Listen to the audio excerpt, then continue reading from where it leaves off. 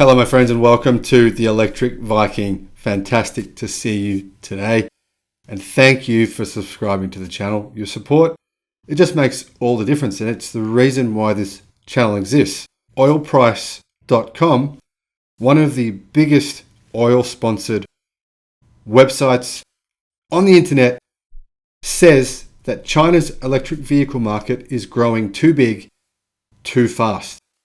Are they right? Do they have a vested interest?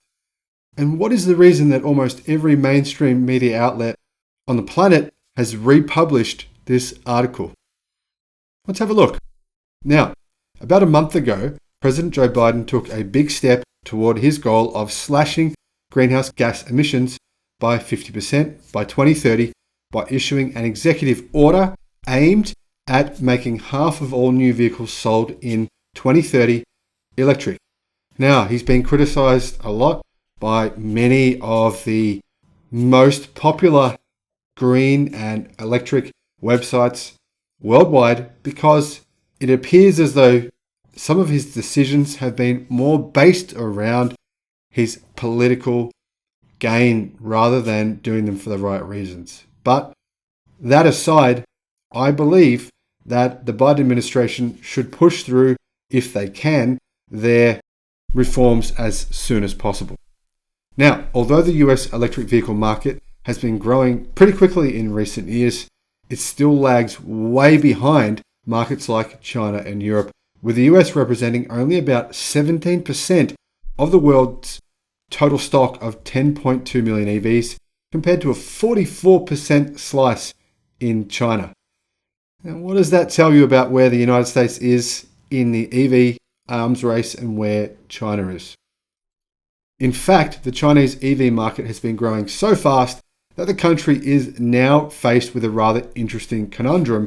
Oilprice.com claims extreme market fragmentation. Now, they say that encouraged by the massive success of pioneers like NIO, Li Auto, and Xpeng Motors. Interesting that they left out the most successful company in China in terms of new energy vehicles, which is obviously BYD, who sells more new energy vehicles than those three companies combined. Anyway, they obviously haven't done their research.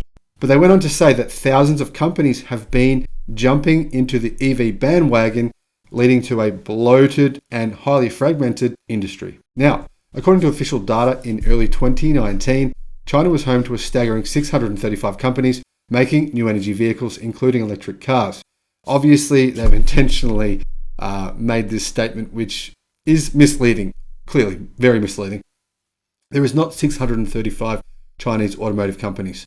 They've worded this sentence in a way to make you believe that there are 635 automotive companies. There's not. The 635 companies at the time that they wrote this in 2019 working in the EV industry. Those include battery suppliers, parts suppliers, motor suppliers, panel suppliers, all kinds of things. They've just lumped them all into one category to try and paint a false picture. But I'll continue with what they claim.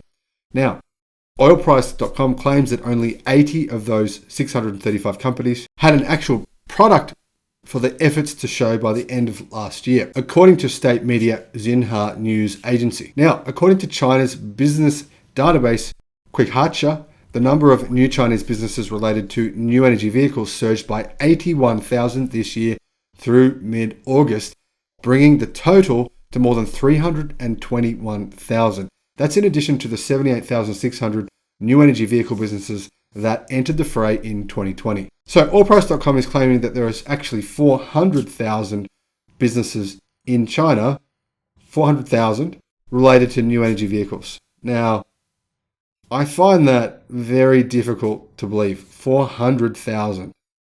Okay. Now, sales growth has remained a bright spot in the first 8 months of 2021. Sales of EVs in China more than tripled to 1.5 million units, compared with a 17.1% increase for the overall auto market. So you can see this enormous disruption is coming. The auto market is about to be decimated. There's going to be billions of dollars lost and billions of dollars gained, primarily by Chinese auto companies. Now, in sharp contrast, the US auto market is dominated by a handful of players, with Tesla, General Motors, and Ford combining for 80% of the EV market. Well, obviously, Tesla is 80% of the EV market themselves. So I'm not sure where they're getting these numbers from. Now, Beijing is reportedly alarmed by the state of affairs and is looking to consolidate the market and limit the number of new entrants. Well, obviously alarm bells here, red flag here. Beijing is alarmed by the state of affairs. Well, I think if you ask Beijing if they'd prefer to be in the position of the United States or Europe, they would say, no, hell no. We're in a fantastic position here. We have the world's first largest battery company, which is only increasing market share over the last few months, CATL. We have the world's fourth largest battery company, who also happens to be an automotive company, who also happens to be one of the second fastest growing EV company in the world. We also have a spate of other EV companies all battling each other to make better product. And that is a good thing. Now, apparently this is what the Chinese government has said recently. Our businesses need to be bigger and stronger. Right now, the number of new energy vehicle businesses is too great and is in a small and scattered state. Now, that doesn't sound like they're alarmed, in my opinion. That sounds like they just want to consolidate the number of businesses, and they think if there is 400,000, which I call bullshit on that, but if there is, then they want to reduce that number.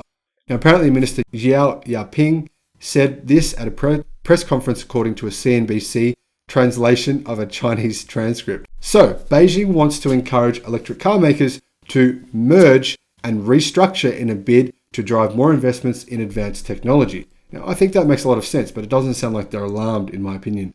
There's little question that clean energy and EV themes have been garnering lots of entrepreneurial attention in China.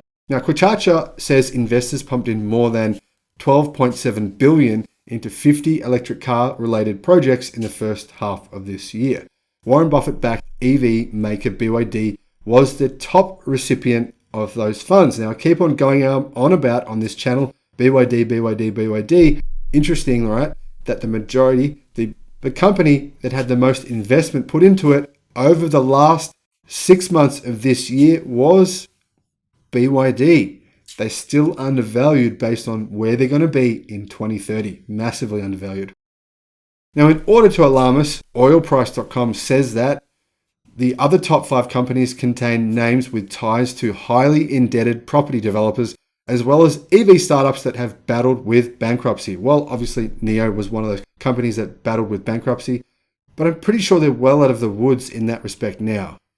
We could say GM and Ford battled with bankruptcy, couldn't we? But context is needed to paint a true picture. And context is lacking because it's in oilprice.com's best interest to paint the picture that the EV situation in China is alarming and terrible. So last year, NIO's shares surged more than 1,000% after $1 billion cash injection by a state-led group of investors, while Xpeng announced it received $500 million in funding from the investment arm of Guangdong province, where the startup is based. Even China's smartphone and internet giants, including Xiaomi, Huawei, and Baidu, have been unable to resist the allure of the EV, jumping into the electric car race last year with big investments and business partnerships.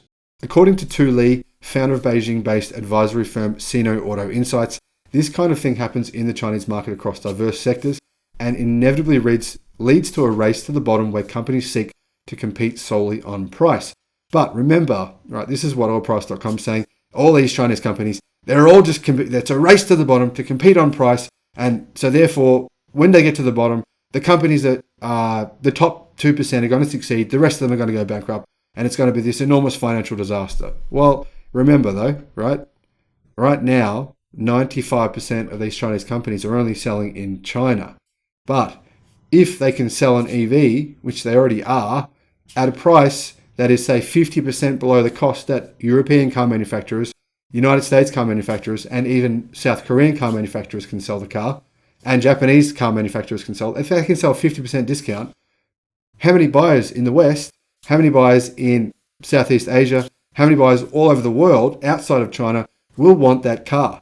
So it may be a race to the bottom in China, but this will open up the opportunity to dominate markets outside of China as well. So rather than driving past a field, looking at that field and saying, oh, the grass is too long in that field, what a piece of shit, what a shit field, that's garbage. Well, this is what I would suggest you do.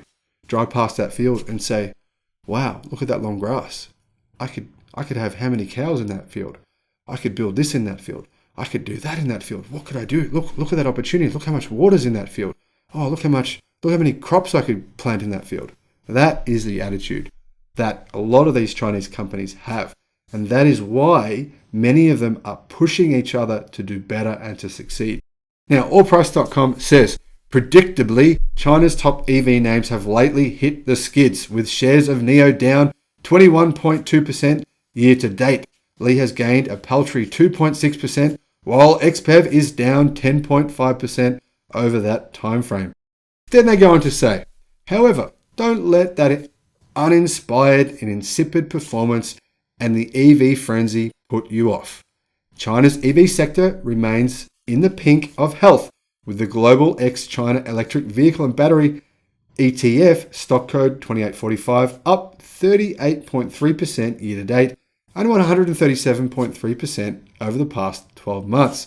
The ETF now boasts $1 billion in assets under management and is likely to see plenty of inflows in the coming years as Beijing pursues its goal for new energy vehicles to account for 20% of all new cars sold in the country by 2025. Now here's some facts for you. BYD's share price is up more than double over the past 12 months. NIO's share price is up more than double over the past 12 months. Xpeng's share price is up more than double over the past 12 months. And China is in pole position to dominate the world EV and the world auto market by 2030. And that is what oilprice.com is obviously scared of. They're scared that their industry is about to be disrupted by solar, wind, batteries, and electric cars. And there's sweet FA that they can actually do about it. So they spend time writing articles disparaging the EV industry and hoping that somehow, miraculously, some way, that will help them. But the smart thing to do is to pivot. Pivot now while you still have time. Thanks for watching the video. I'll see you on the next one. Bye-bye.